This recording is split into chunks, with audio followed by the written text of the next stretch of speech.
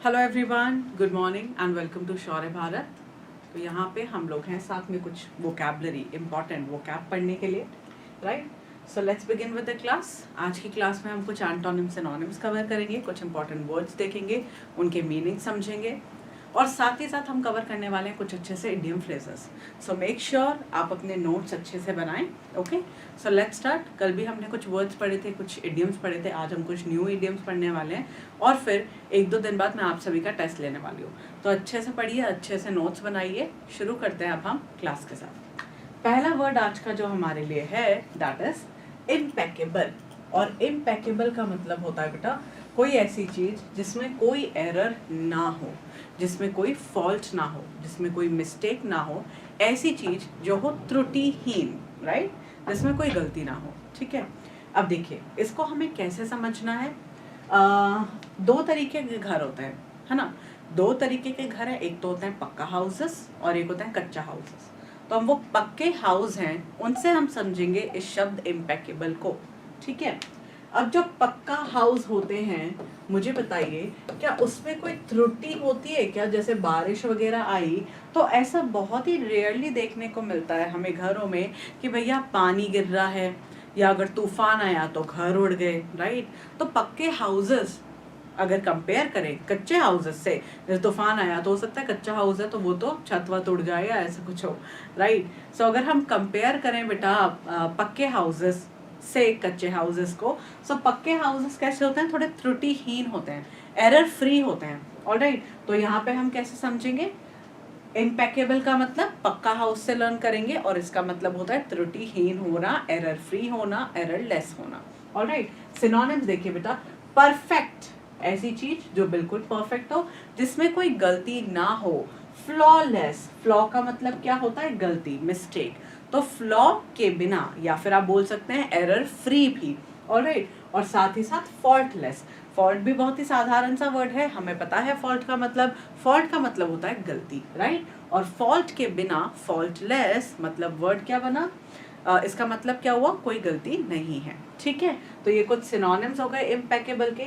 अब देखते हैं बेटा कुछ एंटोनिम्स। एंटोनिम्स भी बहुत इजी होंगे। कोई ऐसी चीज जो इनएग्जैक्ट हो, जो इम्परफेक्ट हो, जिसमें परफेक्शन ना हो, मतलब कुछ ना कुछ कमी हो, कुछ ना कुछ एरर हो, या फिर कह लीजिए आप फ्लॉड, राइट। फ्लॉ का मतलब ही होता है गलती, राइट। अब देखिए अगर हम हिंदी में देखें तो इसका मतलब अशुद्ध या फिर त्रुटिपूर्ण, दोषपूर्ण, कोई ना कोई त्रुटि हो, एरर हो, कोई दोष हो। ठीक है, तो आई गेस सभी को वर्ड समझ में आया। ऑलराइट, चलिए अगले शब्द पे मूव करें। हमारा नेक्स्ट वर्ड देखिए क्या है। हमारा अगला शब्द है बेटा परसुएट। और परसुएट काफी इजी सा वर्ड है, हम सभी को पता है। परसुएट का मतलब क्या होता है? किसी को मनाना कुछ काम करने के लिए, ठीक है, किसी को राजी करना कुछ काम करने के लिए। ऑलराइट, तो अगर हम देखें इसके सिनोनिम्स, देखिए सिनोनिम्स क्या बने बेटा? COX and convince. कन्विंस करना तो काफी इजी है, किसी को मनाना। अब ये शब्द जो है कॉक्स, ये हो सकता है कि थोड़ा सा मुश्किल हो हमारे लिए लर्न करना। तो इसको कैसे याद करोगे? देखो कॉलेज टाइम में, है ना, जैसे फ्रेंड्स को क्या करना होता था, कुछ काम करवाना था उनसे कि यार मेरी हेल्प कर दे इस काम में प्लीज, कि आज तो तेरे को पार्टी मैं दूंगा, है ना, आज तो तेरे को कोक मैं पिलाऊंगा, तेरी तरफ से कोक, सॉरी मेरी तरफ से आज तेरे लिए कोक, राइट, अगर तू ये काम कर देगा। तो अगर कुछ काम करने के लिए भैया मनाना है दोस्त को तो उसे कोक पिलाने, या कोक की तुम दोगे ना कि कोक पिला दूंगा मैं मेरी तरफ से, राइट। सो क्या करने की कोशिश कर रहे हो? उसको परसुएड करने की कोशिश कर रहे हैं, उसे मनाने की कोशिश कर रहे हैं, right. So coax is a synonym of what?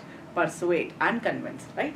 अब अगर बात करें बेटा हम एंटोनिम के बारे में, तो परसुएड का एंटोनिम सीधा अगर आप प्रोनाउंसिएशन देखें तो ऑलमोस्ट थोड़ा सिमिलर लग रहा है, राइट। डिसुएड, परसुएड का एंटोनिम डिसुएड। अब डिसुएड का मतलब क्या होता है बेटा? एक तरीके से डिस्करेज करना, डिस्करेज, किसी को प्रोत्साहन नहीं देना कुछ काम करने के लिए, किसी को डिस्करेज करना मतलब परसुएट करना किसी काम को नहीं करने के लिए, दैट इज डिसुएड। ऑलराइट, या फिर प्रिवेंट, किसी कोई नहीं, रोक लगाना बेसिकली। ऑलराइट, बैठो।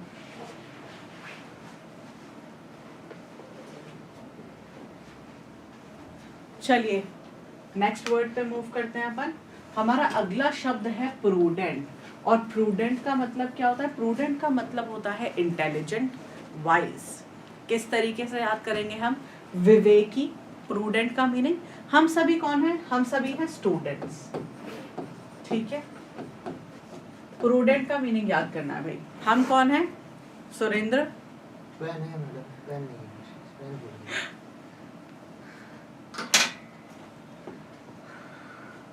क्या हो गया? तुम इतना भागते हुए आए हो आज? हाँ, वो गया था, चलो विकेट हो गया। चलो ये लो,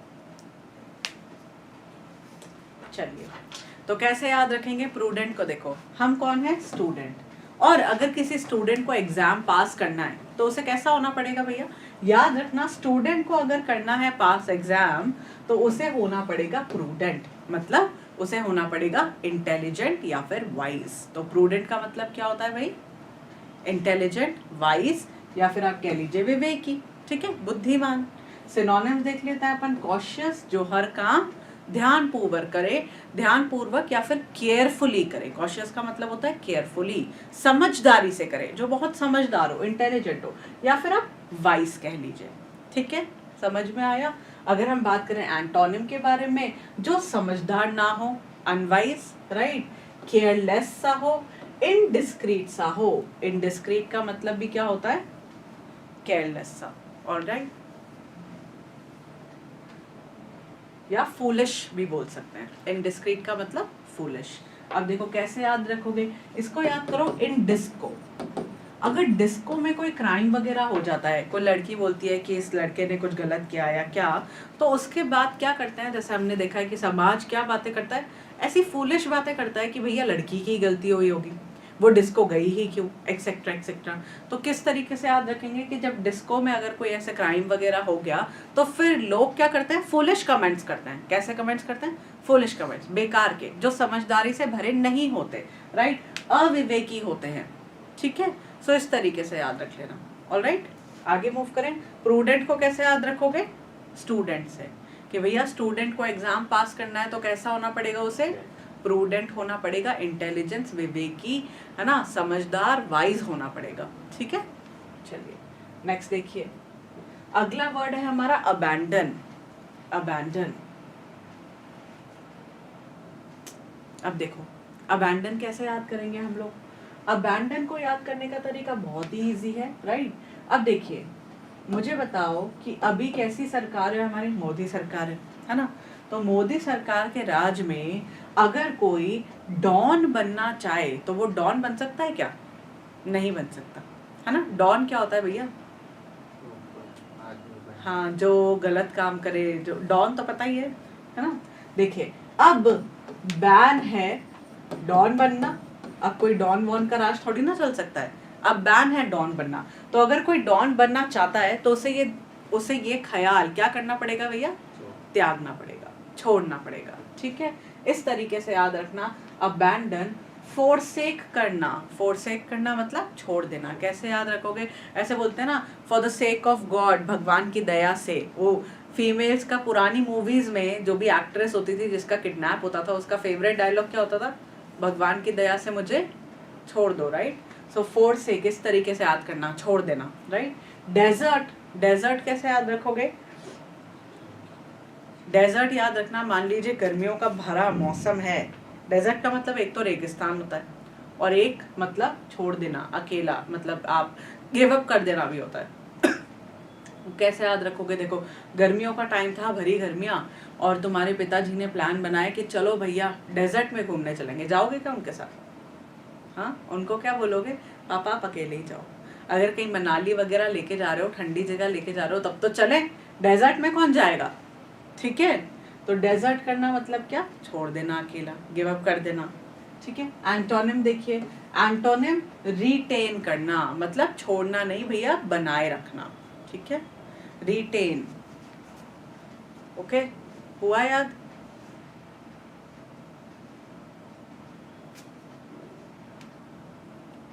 नेक्स्ट देखिए, अबुंडेंट। अब अबुंडेंट का मतलब क्या होता है? अबुंडेंट का मतलब खुरदुरानी, अबुंडेंट का मतलब होता है बहुत सारा होना, अत्याधिक, अत्याधिक लिख सकते हो, ठीक है। अबुंडेंट, अब कैसे याद रखोगे, देखो एक पेप्सोडेंट नाम का पेस्ट आता है, पता है? पेप्सोडेंट पेस्ट, कौन सा पेस्ट करते हो तुम? कोलगेट, है ना? कोलगेट के अलावा एक पेप्सोडेंट भी आता है, ओके। अब क्या हुआ, पेप्सोडेंट खत्म हो गया और तुमने पापा को फोन करा, भैया पेप्सोडेंट लेते हुए आना, पापा पेप्सोडेंट लेते आना। और वो क्या, अब पापा का पता है कैसा होता है, उनसे एक चीज मंगवाओ और वो कितनी लेके आते हैं? वो 2-3 ही उठा के ले आते हैं। तो अब पेप्सोडेंट मंगाया और तुम्हारे पापा तो क्या लेके आ गए, एक पूरा बंडल उठा लाए। किसका बंडल उठा के लेके आ गए? पेप्सोडेंट का, है ना? अब बंडल ऑफ पेप्सोडेंट। तो मुझे बताओ अब पेप्सोडेंट कितने सारे हो गए भैया? बहुत सारे, ठीक है। तो इस तरीके से ब्रेक करके बनाना, देखो अ बंडल, तो अ बुन और किसका भैया? डेंट का, अबुंडेंट बन रहा है, अबुंडेंट, ठीक है। अ बंडल ऑफ पेप्सोडेंट, इस तरीके से याद रख लेना, बहुत सारे ले आए। और देखिए प्लेंटिफुल, प्लेंटिफुल का मतलब बहुत सारा, एक्सेसिव।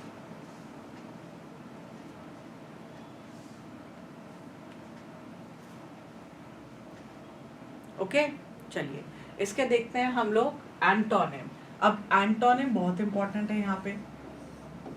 मीगर, मीगर का मतलब क्या होता है? कमी होना, शॉर्टेज होना, राइट? किसी भी चीज की शॉर्टेज। अब ये सारे वर्ड्स तो क्या बता रहे हैं? किसी भी चीज का बहुत ज्यादा होना। और जो एंटोनिम्स में वर्ड्स आएंगे वो हमें क्या बताएंगे? कमी बताएंगे, ठीक है। अब मीगर को कैसे याद रखोगे? बैगर से। बैगर का मतलब भिखारी। अब मुझे बताओ, भिखारी के पास हर चीज बहुत ज्यादा होगी या हर चीज की कमी होगी? कमी तो होगी। तो मीगर को याद रखना बैगर से, और बैगर के पास तो बेचारे के पास कमी होगी, राइट? नेक्स्ट देखिए स्कार्स, स्कैरसिटी वर्ड सुना है? स्कैरसिटी, स्कैरसिटी का मतलब कमी होना, बिल्कुल वही, ठीक है। तो इस तरीके से याद रखना, ऑलराइट।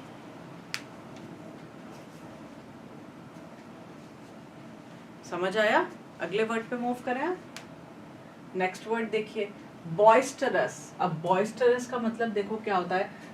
कोलाहलपूर्ण, मतलब बहुत ज्यादा शोर शराबे से भरा, या फिर आप कह सकते हैं बहुत लाइवली सा होना, बहुत ही एनर्जेटिक होना, है ना? लाइवली, एनर्जेटिक, ठीक है।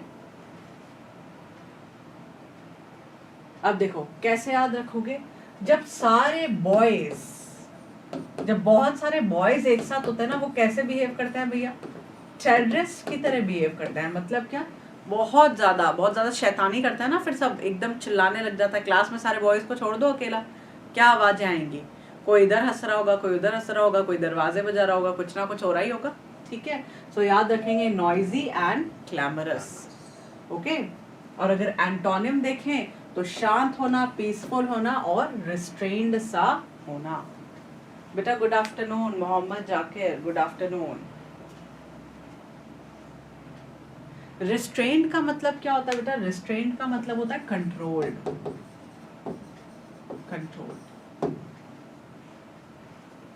रुका हुआ, कंट्रोल, जो काबू में हो, ऑलराइट। नेक्स्ट देखिए फ्यूटाइल। फ्यूटाइल का मतलब होता है यूजलेस, व्यर्थ। अब कैसे याद रखेंगे? देखो हम इसे, फ्यूटाइल को याद रखो कोई फूटी हुई चीज से। फूटी दिख रहा है इसमें? अब मुझे बताओ कि बाल्टी अगर फूट गई तो क्या वो काम की रही? नहीं रही। कैसी हो गई वो? यूजलेस हो गई, ऑलराइट। तो इसका सिनोनिम क्या बन जाएगा? यूजलेस, ठीक है। अनइम्पोर्टेंट, बेकार का, ठीक है। अगर बात करें एंटोनिम के बारे में, वर्दी। वर्दी का मतलब एक तरीके से इंपॉर्टेंट होना, ठीक है। अब कैसे याद रखोगे? अगर वर्दी याद नहीं हो रहा तो वर्दी जरूरी है ना हमारे लिए। कितनी इंपॉर्टेंट है? बहुत इंपॉर्टेंट है, सिग्निफिकेंट है। प्रोडक्टिव, फ्रूटफुल, जो फल दे, और फिर यूजफुल, उपयोगी या फिर योग्य। वर्दी का मतलब होता है योग्य, ऑलराइट। बेटा हम पढ़ रहे हैं कुछ इंपॉर्टेंट शब्द और उनके सिनोनिम्स एंड एंटोनिम्स।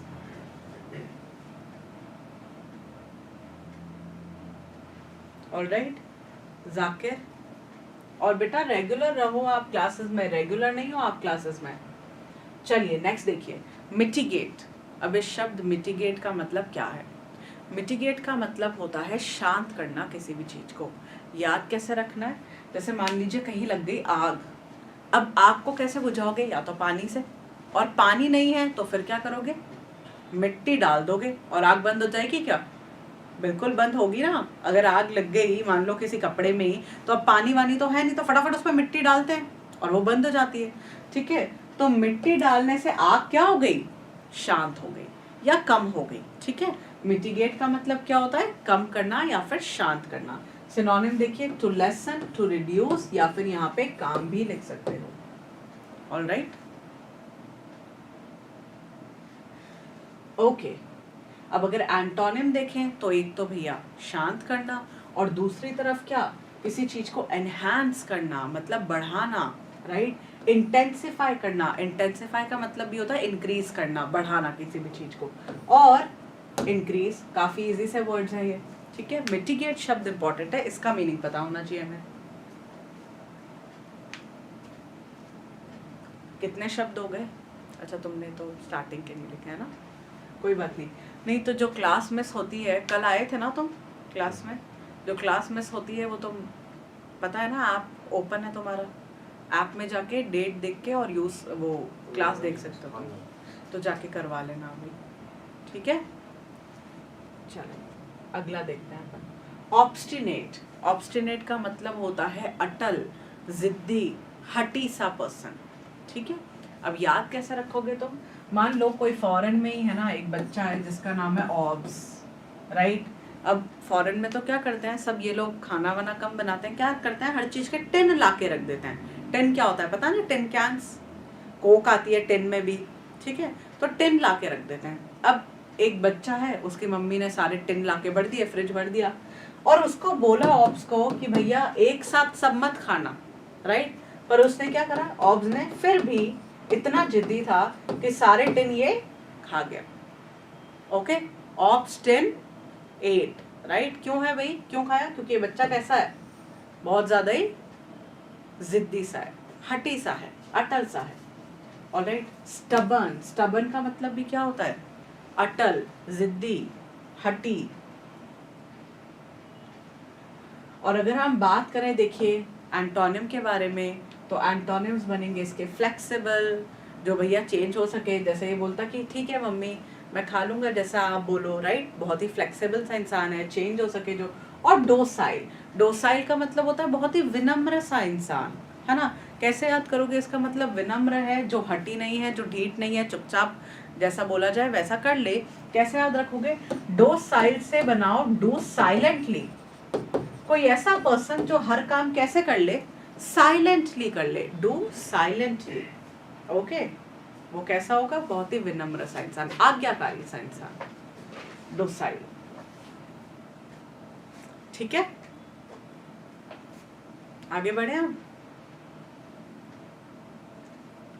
नेक्स्ट देखिए, रेक्टिफाई का मतलब क्या होता है? रेक्टिफिकेशन ऑफ एरर्स, मतलब सुधार करना। इजी वर्ड है ये तो। रेक्टिफाई का मतलब सुधारना, सिनोनिम करेक्ट करना, अमेंड करना। जैसे लॉ में, टैक्स लॉज जो होते हैं, बाकी सारे लॉज आते हैं, उसमें अमेंडमेंट्स आती हैं। मतलब क्या? करेक्शंस होके आते हैं कि ये लॉ निकाला, फिर जब ये इनैक्ट हुआ, सबने यूज करा, तो इसमें दिखी हमें कुछ एरर, फिर उसके बाद क्या हुआ? थोड़े टाइम बाद उसमें हुई अमेंडमेंट्स, मतलब करेक्शन, सुधार हुआ। फॉल्सिफाई, फॉल्सिफाई का मतलब क्या होता है? सुधार नहीं करना और उसमें गलतियां और डालना, राइट? खराब करना। ई की जगह ए हो तो क्या होगा? नहीं, ई होता है। नहीं, ए होता तो क्या अर्थ होता? नहीं, ऐसा कुछ नहीं होता है, ऐसा कोई वर्ड नहीं होता। ठीक है, अमेंड ही होता है, अमेंडमेंट्स। मेंड का मतलब ही क्या होता है? मेंड का मतलब ही होता है सही करना। ओके, नेक्स्ट देखिए।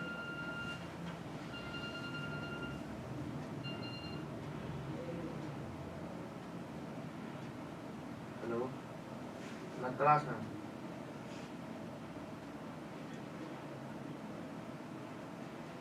कर लो, नहीं तो बात हो जाएगी। चलिए आगे देखते हैं अपन, है ना? आगे हमारे पास क्या है? कुछ वन वर्ड, सॉरी कुछ इडियम फ्रेजेस है। तो अभी तुम सेक्शंस में डिवाइड करो नोटबुक को। एक सेक्शन तो तुम्हें लिखना पड़ेगा किसके लिए? वर्ड्स के लिए, एंटोनिम सिनोनिम के लिए। एक सेक्शन बनाओ तुम वन वर्ड्स के लिए, और एक सेक्शन बनाओ तुम इडियम फ्रेजेस के लिए। तो ये 3 चीज़ें हम कवर करेंगे। इनके लिए नोटबुक को पार्ट्स में डिवाइड कर लेना, ऑलराइट, और फिर सब एक साथ रखना ताकि तुम जब इडियम पढ़ने लगो तो सारे इंपॉर्टेंट एक साथ ही सामने आ जाए, ठीक है। देखिए अभी हमारा पहला इडियम क्या है, to make up one's mind. भैया अपना मन बना लेना या दिमाग बना लेना, मतलब क्या करना, बताओ तुम, क्या हो सकता है इसका मतलब? किसी काम को करने का निश्चय लेना, राइट। मैंने मेरा मन बना लिया है, तो डिसाइड व्हाट टू डू, भैया डिसीजन लेना ना कि हमें करना क्या है। नेक्स्ट देखिए, डिसाइड फर्मली, फर्मली डिसाइड करना, निश्चय कर लेना, ठीक है।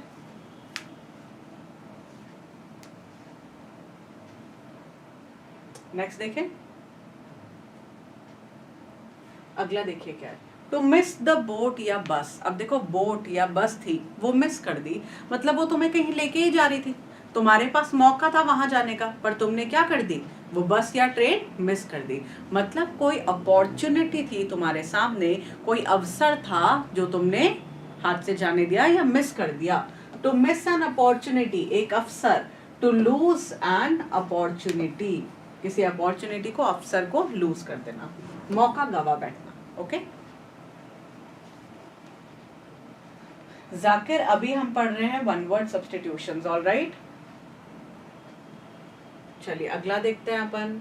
अगला क्या है, to put up with. To put up with का मतलब होता है किसी को बर्दाश्त करना।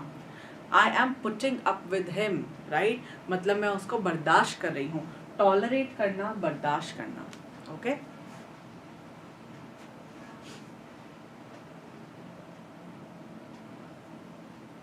अगला देखिए, next, to take one's hat off. One's hat off, अब देखो ऐसे हमने देखा होगा कि कभी टीवी वगैरह में कोई बहुत अच्छा डांस करता है, परफॉर्मेंस करता है, तो ऐसे बोलते हैं ना हैट्स ऑफ, राइट।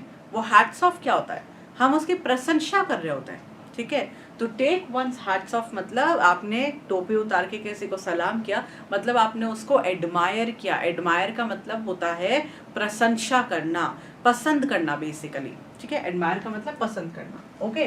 सो पसंद कर रहे हो किसी को, या फिर तुम उसे कॉन्ग्रेचुलेट कर रहे हो, या फिर आप किसी की प्रशंसा करना चाह रहे हो, ऑलराइट, वो होता है to take one's hat off. ये रही ना हिंदी में मुहावरा बेटा। अच्छा हिंदी में मुहावरा नहीं आएगा, इसका इंग्लिश में मतलब समझो, हिंदी में नहीं आएगा तुम्हारे पास, ओके। नेक्स्ट देखिए, टू टेक टू हार्ट मतलब दिल से लगा लेना। ऐसे बोलते हैं ना, अरे यार दिल पे मत ले इस बात को, तो मतलब क्या करा हमने, दिल से लगा लिया किसी चीज को। टू ग्रीव ओवर, ग्रीव का मतलब होता है भैया दुख, तो किसी चीज को लेके दुखी होना, या फिर टू बी ग्रेटली अफेक्टेड, किसी चीज से बहुत ज्यादा प्रभावित हो जाना, दुखी वे में। To consider something very seriously, right. To take to heart, किसी चीज को बहुत ही सीरियसली ले लेना, दिल पे ले लिया, ओके। अगला देखिए, टर्न अ ब्लाइंड आई। मुझे देखो अगर किसी की तरफ देखना है तो क्या आंखें बंद करके देखोगे या खुली करके देखोगे? खोल के देखेंगे ना आंखें, नहीं। किसी की तरफ ध्यान देना है तो उसकी तरफ आंखें खोल के देखेंगे, और अगर मान लो आंखें बंद करके देखी, ब्लाइंड का मतलब क्या होता है, अंधा, है ना। अब किसी की तरफ आंखें बंद करके देखी तो तुम क्या कर रहे हो, उसे इग्नोर ही तो करना चाह रहे हो, अवॉइड करना चाह रहे हो, नजरअंदाज करना चाह रहे हो। तो टू टर्न अ ब्लाइंड आई का मतलब, आई का मतलब होता है टू इग्नोर अ सिचुएशन, किसी सिचुएशन को इग्नोर कर देना, नजरअंदाज कर देना, या फैक्ट्स या रियलिटी, सच को भी अनदेखा कर देना।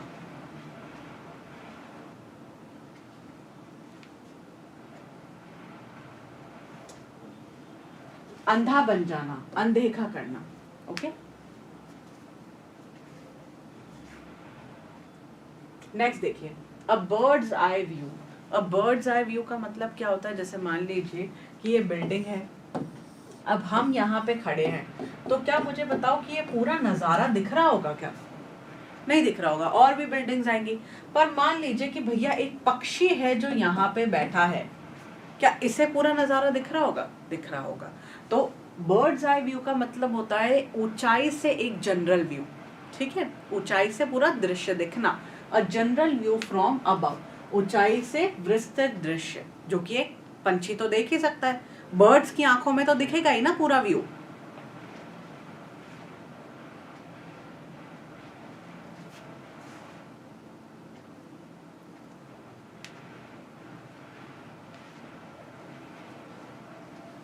समझ में आ रहा है? नेक्स्ट देखिए, अ केक वॉक। अ केक वॉक का मतलब क्या होता है? जैसे तुमने अगर एक इडियम से ना हो, अ पीस ऑफ केक, बताओ क्या तुम्हें पता है उसका मतलब क्या है? पीस ऑफ केक, टुकड़ा। हाँ पीस ऑफ केक, हाँ केक का टुकड़ा। बट अगर इडियम्स या मुहावरों की भाषा में बात करें तो उसका मतलब क्या हो सकता है? मुझे बताओ, केक के टुकड़े को खाना मुश्किल है क्या? केक के टुकड़े को खाना मुश्किल है? नहीं, बहुत ही सॉफ्ट सा होता है, अच्छा सा होता है। तो पीस ऑफ केक का मतलब होता है बहुत ही इजी सा काम, है ना? ऐसे ही ये वर्ड है केक वॉक। केक वॉक का मतलब भी होता है बहुत ही ईजी, पीस ऑफ केक का मतलब भी होता है बहुत ही ईजी। अगर मैं बोलूँ it's a piece of cake for me, मतलब ये काम मेरे लिए करना बहुत ही ईजी सा है, ठीक है? देखिए, केक वॉक का मतलब भी होता है something very easy, an easy achievement या एक्सट्रीमली इजी। ओके,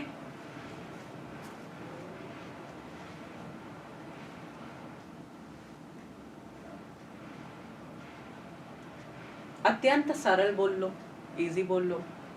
नेक्स्ट देखिए, अ फूल्स पैराडाइज। अब देखो, पैराडाइज का मतलब होता है स्वर्ग, राइट? अ फूल्स मतलब बेवकूफ आदमी। अब इमेजिन करो एक आदमी जिसकी मृत्यु हो गई और वो आंखें जब खोलता है दोबारा, तब वो कहाँ पे पहुंचा होता है? नर्क में पहुंचा होता है, ठीक है? पर अब वो बेवकूफ सा तो है, पागल सा आदमी है, तो उसको क्या लगता है कि भैया नर्क में अब लालिमा छाई हुई है हर जगह, स्वर्ग में तो कैसी रोशनी रोशनी होगी, अब लालिमा छाई हुई है। वो मजे से बोल रहा है, अरे वाह मैं तो स्वर्ग में आ गया, मुझे लग रहा है ये तो सनसेट का व्यू है ना? कहीं पे कढ़ाई में तेल उबल रहा है तो वो सोच रहा है चलो आज तो पकोड़े बनने वाले होंगे, है ना? उसको ये नहीं पता, हो सकता है तूने काले कर्म करे हो, तेरे को ही तलने वाले हो वो लोग, राइट? तो फूल्स पैराडाइज क्या होती है कि सिचुएशन भले ही सामने कठिन हो, पर हम क्या करते रहते हैं? अच्छा अच्छा सोचते रहते हैं, अपनी खुद की ख्याली दुनिया बना लेते हैं basically. So being happy for foolish reason, बेकार के रीजंस के लिए क्या होना भैया? खुश होते रहना। फूलिश मतलब बेकार के, तो बेकार के रीजन के लिए खुश होना। या फिर ध्यान से देखिएगा, a state of happiness, happiness की ऐसी स्थिति based on a persons not knowing about potential trouble. Potential मतलब आने वाली या फिर जो हो सके, राइट? आने वाली जो कठिनाइयां हैं, ट्रबल्स हैं, उसको ना जानते हुए या उसको अनदेखा करते हुए क्या होना? खुश होते रहना, राइट? उसे हम बोलते हैं अ फूल्स पैराडाइज। हवाई महल या संभावित परेशानी नहीं जानने पर खुशी की स्थिति। अभी उसे पता तो नहीं ना बेटा तुम तो नरक में आए हो। ऑलराइट, अगला देखिए आप, नेक्स्ट देखिए, अ लाफिंग स्टॉक। स्टॉक का मतलब सामान, है ना? स्टॉक कितना है भैया स्टोर रूम में? क्या बोलना चाह रहे हैं हम? कितना सामान है स्टोर रूम में, इस तरीके से ही बोलते हैं ना स्टॉक का मतलब। स्टॉक का मतलब क्या होता है? सामान भैया, हाँ जो भी पड़ा हो हमारे पास। दुकान में कितना स्टॉक बाकी है, मतलब दुकान में कितना सामान बाकी है। लाफिंग स्टॉक मतलब एक ऐसा सामान जिसपे हंसा जाए, राइट? तो लाफिंग स्टॉक का मतलब होता है एन ऑब्जेक्ट ऑफ लाफ्टर, हंसी का पात्र, या फिर एन ऑब्जेक्ट ऑफ रिडिक्योल। रिडिक्योल का मतलब भी क्या होता है? रिडिक्योल का मतलब भी हंसने योग्य जो चीज हो, बेकार की जो चीज हो, ठीक है? मजाक का पात्र, ठीक है? हंसी का पात्र।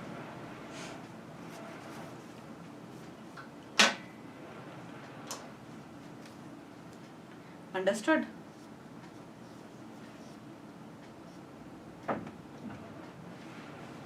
अगला देखें, नेक्स्ट देखिए, अ मैन ऑफ लेटर्स। अभी इस बार शायद एग्जाम में आया था ये, एनटीए में, है ना? अ मैन ऑफ लेटर्स का मतलब क्या होता है? देखो, लेटर लिख रहा है या फिर शब्द लिख रहा है, तो ऐसा मैन जो कि शब्द लिखने में, अब शब्द कौन लिखता है भैया? जो कहानियां वगैरह लिखे, जो लिटरेचर लिखे, है ना? तो ऐसा व्यक्ति जो लिटरेचर में, साहित्य में बहुत ज़्यादा ही प्रोफिशिएंट हो, बहुत ज़्यादा ही स्किल्ड हो, बहुत ज़्यादा एक्सपर्ट हो, उस पर्सन को क्या बोला जाता है? Man of letters. जैसे मान लो मैंने बोल दिया कि जो प्रोफेसर हैं हमारे, वो तो घंटों लेक्चर्स दे सकते हैं। क्यों? एज अ मैन ऑफ, अगर मैंने सेंटेंस बोला देखो, as a man of letters our professor can give lectures for hours as, या आप बोल सकते हो as he is well aware of the works of Shakespeare, क्योंकि तुम्हारे प्रोफेसर क्या करते हैं भैया, वो शेक्सपियर के कामों को या उनके द्वारा जो लिखा हुआ लिटरेचर है उसको बहुत अच्छे से जानते हैं, उसमें बहुत ज़्यादा स्किल्ड है, तो वो घंटों ही भैया क्या कर सकते हैं, लेक्चर दे सकते हैं। तो मैन ऑफ लेटर्स होता है ऐसा पर्सन जो आर्ट में, लिटरेचर में बहुत ज़्यादा ही एक्सपर्ट, ठीक है, विद्वान हो।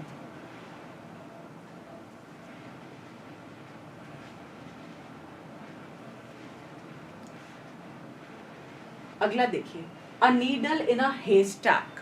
नीडल इन अ हेस्टैक का मतलब क्या होता है, हेस्टैक का मतलब, हे का मतलब घास और स्टैक का मतलब ढेर, राइट। तो घास के ढेर में एक सुई अगर तुमने डाल दी, मुझे बताओ क्या ढूंढ पाओगे उसको, नहीं ढूंढ पाएंगे। तो घास के ढेर में सुई मतलब एक ऐसा काम जो पॉसिबल ही नहीं हो करना, ढूंढ के दिखाओ, नहीं ढूंढ सकते। Something that is very difficult to locate, ऐसी चीज जिसको खोजना बहुत मुश्किल हो, या फिर attempting to do something impossible, ऐसा काम करने की कोशिश करना जिसको करना ही पॉसिबल ना हो। घास के ढेर में सुई, या ऐसी चीजें जिसे ढूंढने में परेशानी हो। अंडरस्टूड? चलिए आज इतना ही कवर करेंगे, ऑलराइट। चलिए students, that is all for today. कल मिलते हैं, till then take care and Jai Hind.